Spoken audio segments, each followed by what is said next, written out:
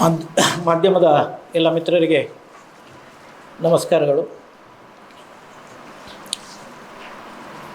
ನಮ್ಮ ರಾಜ್ಯ ಸರ್ಕಾರದ ಅತ್ಯಂತ ಪ್ರಮುಖವಾಗಿರತಕ್ಕಂಥ ಪಂಚ ಗ್ಯಾರಂಟಿ ಯೋಜನೆಗಳ ತಾಲೂಕು ಮಟ್ಟದ ಸಮಿತಿಯ ಸಭೆ ಇವತ್ತು ಬೆಳಗ್ಗೆ ಇದೇ ಸಭಾಂಗಣದಲ್ಲಿ ನಡೆಯಿತು.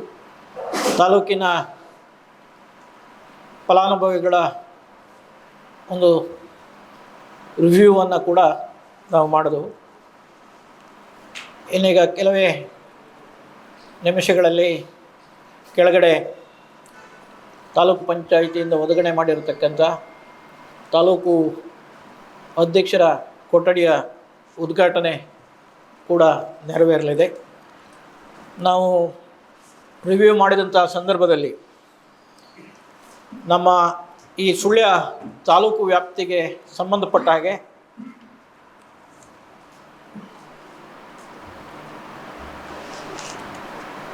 ಶಕ್ತಿ ಯೋಜನೆಯಲ್ಲಿ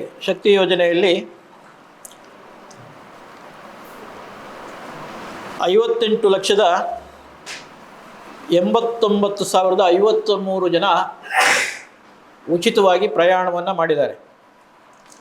58,89,053 ಜನ.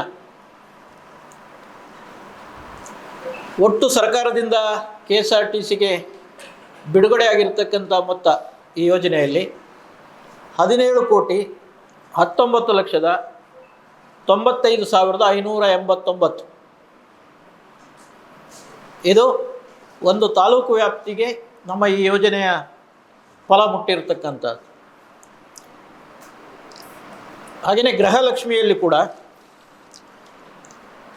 ಜೂನ್ ತಿಂಗಳಲ್ಲಿ 4,41,78,000 ಹಣ ನಮ್ಮ ಈ ತಾಲೂಕಿನ ಮಹಿಳೆಯರಿಗೆ ವರ್ಗಾವಣೆ ಆಗಿದೆ. ಆಗಸ್ಟ್ ತಿಂಗಳಲ್ಲಿ ಅದು ಸ್ವಲ್ಪ ಹೆಚ್ಚಾಗಿದೆ.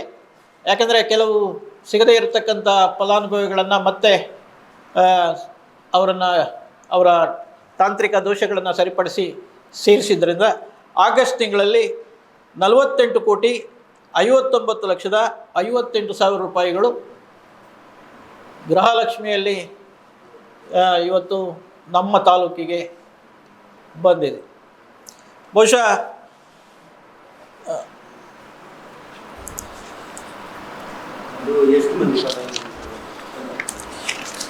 ಗೃಹಲಕ್ಷ್ಮಿಯಲ್ಲಿ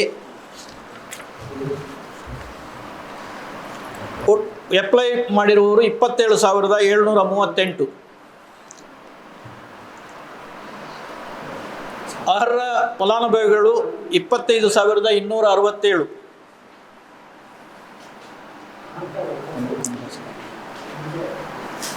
ಸಾಧನೆ 23,000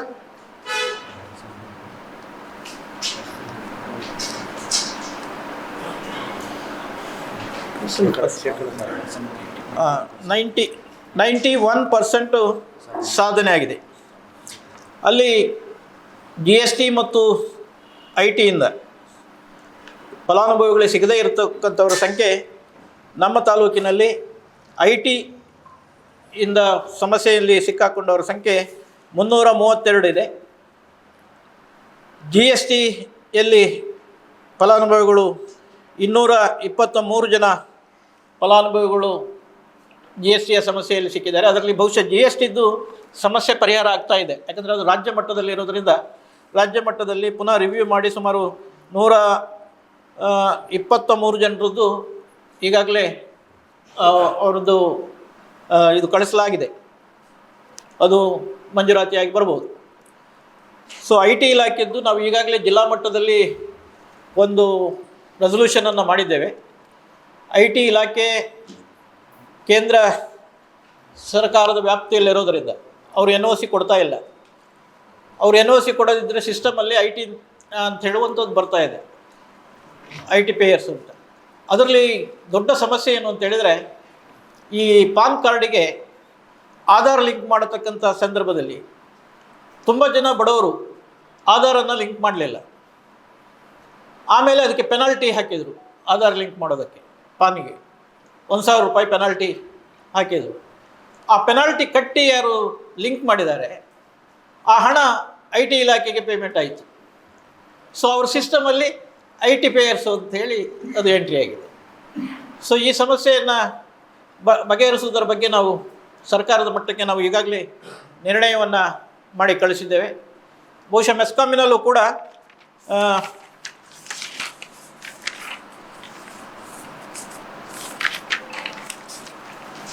ಸುಳ್ಯ ಉಪವಿಭಾಗದಲ್ಲಿ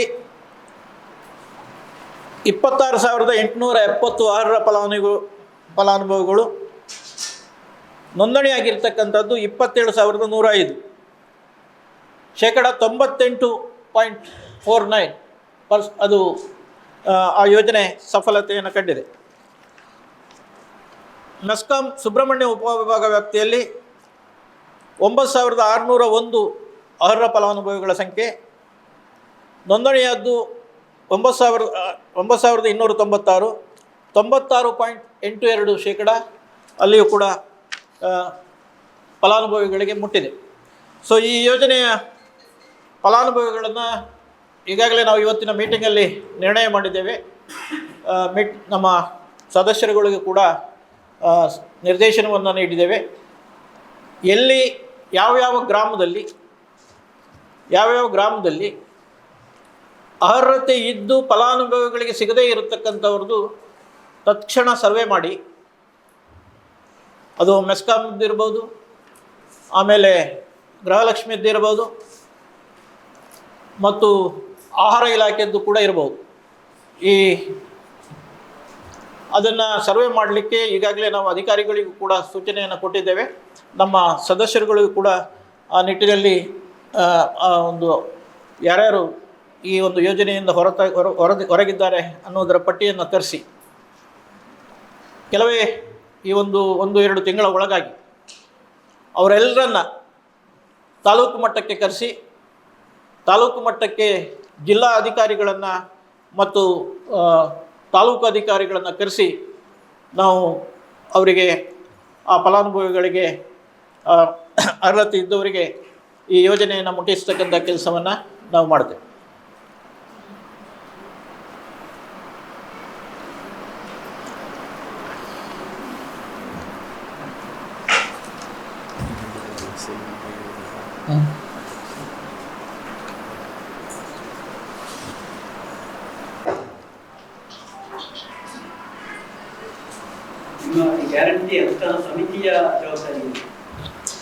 ಗ್ಯಾರಂಟಿಯ ಅನುಷ್ಠಾನ ಸಮಿತಿಯ ಜವಾಬ್ದಾರಿಯೇ ಇದು. ಯಾವುದು?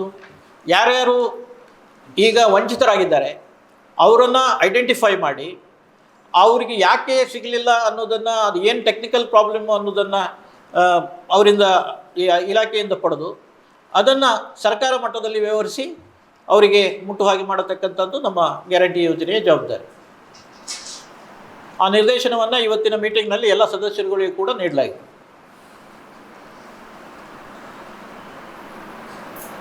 ತಾಲೂಕು ಮಟ್ಟದಲ್ಲಿ ಇರತಕ್ಕಂಥ ಸಮಸ್ಯೆಯನ್ನು ತಾಲೂಕು ಮಟ್ಟದ ಸಮಿತಿಯವರು ಇಲ್ಲಿ ಮೀಟಿಂಗ್ ಮಾಡಿ ಪ್ರೊಸೀಡಿಂಗ್ಸ್ ಮಾಡಿ ನಮ್ಮ ಜಿಲ್ಲಾ ಮಟ್ಟಕ್ಕೆ ಕಳಿಸ್ಬೇಕು. ನಾವು ಜಿಲ್ಲಾ ಮಟ್ಟದಲ್ಲಿ ಮಾಡುವಂಥ ಮೀಟಿಂಗ್ಗಳಲ್ಲಿ ಈ ಸಮಸ್ಯೆಗಳನ್ನು ಮುಂದಿಟ್ಟು ಅಲ್ಲಿ ಪ್ರೊಸೀಡಿಂಗ್ಸ್ ಮಾಡಿ ನಾವು ರಾಜ್ಯ ಮಟ್ಟಕ್ಕೆ ಕಳಿಸ್ತೇವೆ. ರಾಜ್ಯ ಮಟ್ಟದ ಅನುಷ್ಠಾನ ಸಮಿತಿಯವರು ಅಲ್ಲಿ ಸರ್ಕಾರದ ಜೊತೆ ವ್ಯವಹರಿಸಿ ಈ ಸಮಸ್ಯೆಗಳನ್ನು ಪೂರ ಪರಿಹಾರ ಮಾಡುವಂಥ ಒಂದು ಪದ್ಧತಿ ಇದು. ಈಗ ನಮ್ಮ ಈ ಒಂದು ಅನುಷ್ಠಾನ ಸಮಿತಿಯ ಒಂದು ವ್ಯವಸ್ಥೆ ಹೀಗಿದೆ. ಆಧಾರ್ ಪಾನಿಗೆ ಲಿಂಕ್ ಮಾಡುವಾಗ ಫೈನ್ ಕಟ್ಟಿದವರು IT ರಿಟರ್ನ್ಸ್ನವರು ಅಂಥೇಳಿ, ಇನ್ಕಮ್ ಟ್ಯಾಕ್ಸ್ ಪೇಯರ್ಸು ಅಂಥೇಳಿ ಇನ್ಕಮ್ ಟ್ಯಾಕ್ಸಿನ ಸಿಸ್ಟಮಲ್ಲಿ ಇರೋದಿದ್ರೆ ಅದು ಹೌದೌದು, ಅದು ಇವತ್ತು ಇಲಾಖಾಧಿಕಾರಿಗಳು ಹೇಳಿದಾಗ ನನಗೆ ಗೊತ್ತಾಯಿತು. ಸೊ ಅವರು IT ರಿಟರ್ನ್ಸ್ ವ್ಯಾಪ್ತಿಯೊಳಗೆ ಬರ್ತಾ ಇದ್ದಾರೆ.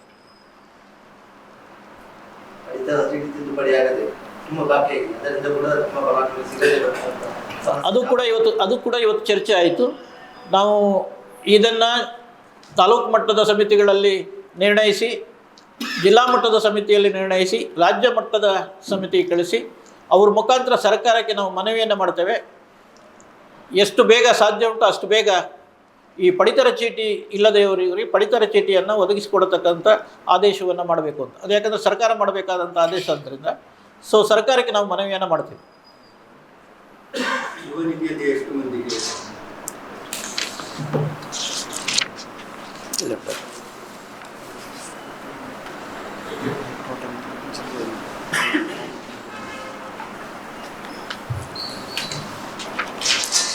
ಯುವ ನಿಧಿಯಲ್ಲಿ ಒಂದು ಸಮಸ್ಯೆ ಸ್ವಲ್ಪ ಪರ್ಫಾರ್ಮೆನ್ಸು ಭಾಳ ಕಡಿಮೆ ಇದೆ. ಅದನ್ನು ಇವತ್ತು ಅಧಿಕಾರಿಗಳ ಮಟ್ಟದಲ್ಲಿ ನಾವು ಚರ್ಚೆ ಮಾಡಿದ್ದೇವೆ. ನಾನು ಜಿಲ್ಲಾ ಮಟ್ಟದಲ್ಲೂ ಕೂಡ ಡಿ ಅವರಿಗೆ ಹೇಳಿದ್ದೇನೆ. ಅದು ಏನು ಸಮಸ್ಯೆ ಅಂತ ಹೇಳಿದರೆ, ಅರ್ಜಿ ಹಾಕಿದವರು ನಿಮ್ಮ ಎಂಪ್ಲಾಯ್ಮೆಂಟ್ ರಿಜಿಸ್ಟ್ರೇಷನಲ್ಲಿ ರಿಜಿಸ್ಟರ್ ಆದವರು ಆಗಿರಬೇಕು.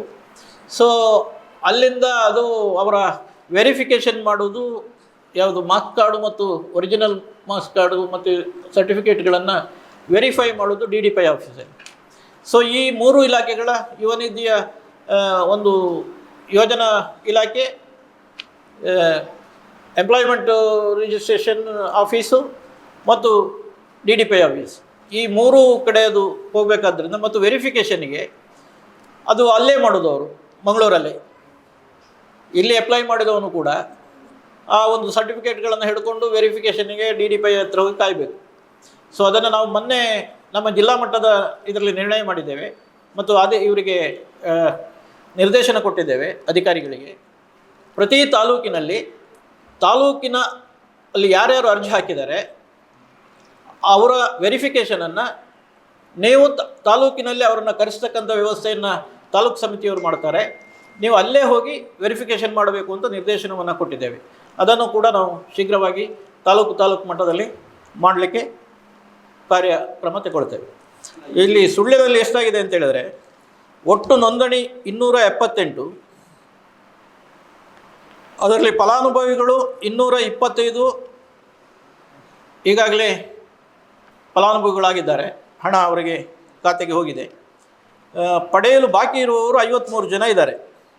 ಅದು 53 ಜನ ಅಂತ ಹೇಳಿದರೆ ಇದೇ ಕಾರಣಕ್ಕೆ ಕೆಲವರು ಏನು ಮಾಡಿದ್ದಾರೆ ಅಂತ ಹೇಳಿದರೆ, ನೀವು ಅಪ್ಲೈ ಮಾಡಿದ್ದಾರೆ, ಆಮೇಲೆ ಬೇರೆ ಕೋರ್ಸಿಗೆ ಸೇರಿದ್ದಾರೆ. ಸೊ ಅವರು ಈ ವ್ಯಾಪ್ತಿಯೊಳಗೆ ಬರೋದಿಲ್ಲ. ಕೆಲವರು ಅಪ್ಲೈ ಮಾಡಿದರು, ಆಮೇಲೆ ಜಾಬಿಗೆ ಸೇರಿದರು, ಅಂಥವ್ರದ್ದು ಈ ವ್ಯಾಪ್ತಿಗೆ ಬರೋದಿಲ್ಲ. ಮತ್ತು ಕೆಲವು ವೆರಿಫಿಕೇಷನ್ನಿಗೆ ಬಾಕಿ ಇರತಕ್ಕಂಥದ್ದು ಇದೆ, ಅಷ್ಟು ಬಾಕಿ ಇದೆ ಸುಳ್ಳ್ಯದು.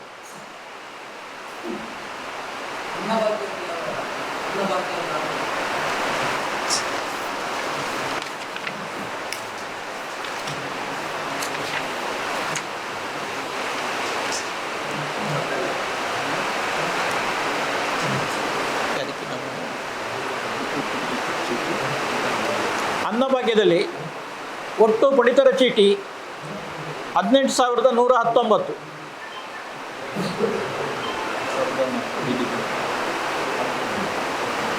DBT ಮೂಲಕ ವರ್ಗಾವಣೆ ಆಗಿರ್ತಕ್ಕಂಥದ್ದು 17,363.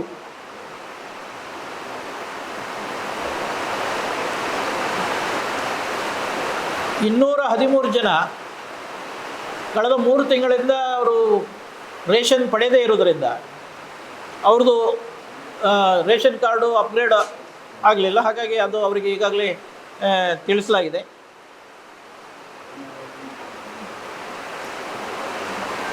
ಒಟ್ಟು ಮೊತ್ತ 11,40,08,020 ಇಷ್ಟು ಹಣ ಕರ್ನಾಟಕ ಸರ್ಕಾರದಿಂದ ಇವತ್ತು BPL ಕಾರ್ಡುದಾರರಿಗೆ ವರ್ಗಾವಣೆ ಆಗಿದೆ. ಬಹುಶಃ ಈ ಯೋಜನೆಯಿಂದ ಒಂದು ತಾಲೂಕಿಗೆ ಎಷ್ಟು ಕೋಟಿಯ ಒಂದು ಜನರಿಗೆ ಫಲಾನುಭವಿಗಳಿಗೆ ದೊರಕಿದೆ ಅಂತ ಹೇಳೋದು ನೇರವಾಗಿ ಬಹುಶಃ ಈ ಅಂಕಿಅಂಶದಿಂದ ತಮಗೆ ಗೊತ್ತಾಗ್ತದೆ. ಈ ಯೋಜನೆ ಜನಪರವಾದಂಥ ಯೋಜನೆ ಮತ್ತು ಈ ಯೋಜನೆಯನ್ನು ಈಗಾಗಲೇ ಕರ್ನಾಟಕ ರಾಜ್ಯ ಸರ್ಕಾರದ ಮಾನ್ಯ ಮುಖ್ಯಮಂತ್ರಿಗಳು ಹೇಳಿದ್ದಾರೆ, ಇದು ಯಾವುದೇ ಕಾರಣಕ್ಕೆ ನಿಲ್ಲೋದಿಲ್ಲ. ನಮ್ಮ ಸರ್ಕಾರ ಅಧಿಕಾರದಲ್ಲಿರುವವರೆಗೆ ಈ ಯೋಜನೆಯನ್ನು ಸಮರ್ಪಕವಾಗಿ ಜನರಿಗೆ ಮುಟ್ಟಿಸ್ತಕ್ಕಂಥ ಕೆಲಸವನ್ನು ಮಾಡ್ತೇವೆ ಅಂತ ಈಗಾಗಲೇ ಮಾನ್ಯ ಮುಖ್ಯಮಂತ್ರಿಗಳಾದಂಥ ಸಿದ್ದರಾಮಯ್ಯನವರು ಮತ್ತು ಉಪಮುಖ್ಯಮಂತ್ರಿಗಳಾದಂಥ ಡಿ ಕೆ ಶಿವಕುಮಾರ್ ಅವರು ಹೇಳಿದ್ದಾರೆ. ಕೆಲವರಿಗೆ ಸುಮ್ಮನೆ ಗೊಂದಲವನ್ನು ಸೃಷ್ಟಿ ಮಾಡ್ತಾ ಇದ್ದಾರೆ. ವಿರೋಧ ಪಕ್ಷದವರಿಗೆ ಇದು ನುಂಗಲಾರದ ತುತ್ತಾಗಿದೆ. ಅದಕ್ಕೋಸ್ಕರ ಇಂಥ ಗಾಳಿ ಸುದ್ದಿಗಳನ್ನು ಸೃಷ್ಟಿ ಮಾಡ್ತಾ ಇದ್ದಾರೆ. ಈಗ ಕೆಲವು ಮಂತ್ರಿಗಳು ಹೇಳಿದ್ದಾರೆ, ಕೆಲವು ಶಾಸಕರು ಹೇಳಿದ್ದಾರೆ, ಅಭಿವೃದ್ಧಿಗೆ ಹಣ ಇಲ್ಲದೆ ಇದನ್ನು ನಿಲ್ಲಿಸ್ತಾರೆ ಅಂಥೇಳೆಲ್ಲ ಪ್ರಚಾರ ಮಾಡ್ತಾ ಇದ್ದಾರೆ. ಬಹುಶಃ ಅದಕ್ಕೆ ಸ್ಪಷ್ಟನೆಯನ್ನು ಮುಖ್ಯಮಂತ್ರಿಗಳು ಕೊಟ್ಟಿದ್ದಾರೆ. ಗ್ಯಾರಂಟಿ ಸಮಿತಿಯ ಅಧ್ಯಕ್ಷನಾಗಿ ನಾನು ಕೂಡ ಇವತ್ತು ಸ್ಪಷ್ಟವಾಗಿ ಹೇಳ್ತಾ ಇದ್ದೇನೆ, ನಮ್ಮ ಸರ್ಕಾರ ಎಲ್ಲಿವರೆಗೆ ಇರ್ತದೋ ಅಲ್ಲಿವರೆಗೆ ಈ ಯೋಜನೆಗಳು ಮುಂದುವರಿತಿದೆ.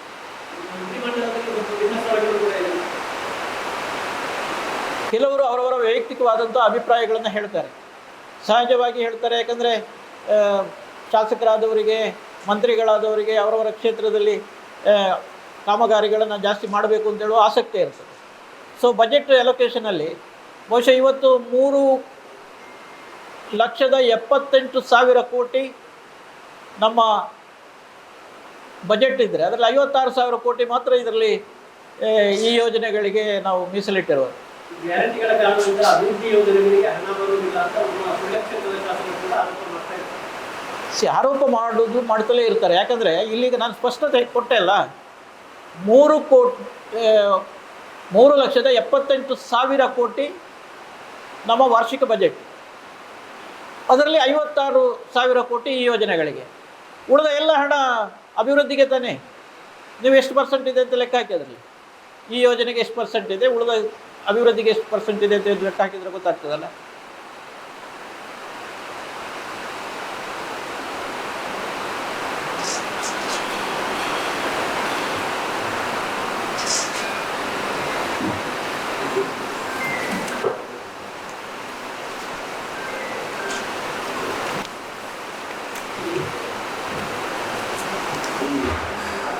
ಫಲಾನುಭವಿಗಳಿಗೆ ಈಗ ಸಿಗದವರಿಗೆ ನೇರವಾಗಿ ಬಂದು ಇಲ್ಲಿ ನಾವು ದಾಖಲೆ ಮಾಡುವ ವ್ಯವಸ್ಥೆ ನಮ್ಮ ಕಚೇರಿಯೆಲ್ಲ ಇರ್ತದ ಇದೆ. ಈಗ ಈ ಕಚೇರಿ ಓಪನ್ ಆಗ್ತದೆ, ಕಚೇರಿಯಲ್ಲಿ ಅಧ್ಯಕ್ಷರು ಇರ್ತಾರೆ ಅಥವಾ ಯಾರಾದರೂ ಸದಸ್ಯರು ಅವರನ್ನು ಇದ್ದಾಗ ಅಲ್ಲಿ ಅವೈಲಬಲ್ ಇರ್ತಾರೆ. ಅವರು ಬಂದು ಸಂಪರ್ಕ ಮಾಡಿ ಅಧಿಕಾರಿಗಳನ್ನು ಕರೆಸಿ ಏನು ಸಮಸ್ಯೆ ಅಂತ ಹೇಳಿ ಅವರಿಗೆ ಪರಿಹಾರವನ್ನು ಕಂಡುಕೊಳ್ಬೋದು.